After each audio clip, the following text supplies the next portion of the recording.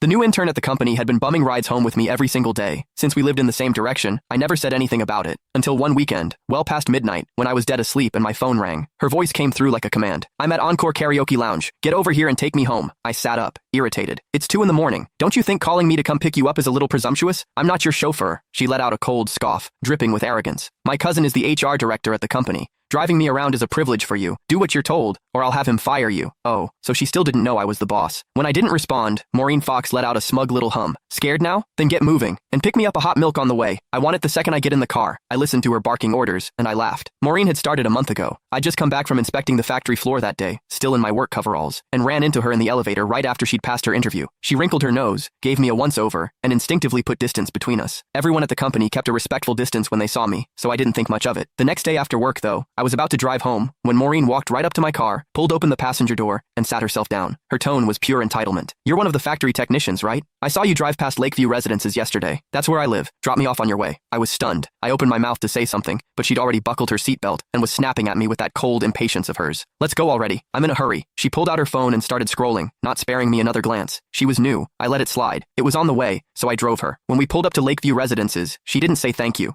She just shoved the door shut and walked off without looking back. I thought that would be the end of it. It wasn't. From that day on, Maureen showed up in my passenger seat after work like clockwork. Never asked, never waited for an invitation. Before I could even object, she started making demands. "From now on, stop by my building in the mornings when you're heading in. Pick me up on the way. I hate the smell of smoke. I know it's your car, but no more smoking in it. I got down here 3 minutes before you today. Be faster next time. Don't make me wait. These seats are too hard. Bring a cushion for me tomorrow. Something soft. I don't like the color of this car. When you get a chance, wrap it in pink." Now I knew. Her cousin was the HR director. "Hello? Why aren't you saying anything? Are you on your way or not?" Maureen's impatient voice crackled through the phone again. I yawned. "No, I'm going back to sleep. Call yourself a cab." I hung up. Before I could even set the phone down, it rang again. Maureen again. "Are you out of your mind? You actually hung up on me? Do you have any idea that my cousin is sitting right next to me?" I replied lazily. "Oh, and?"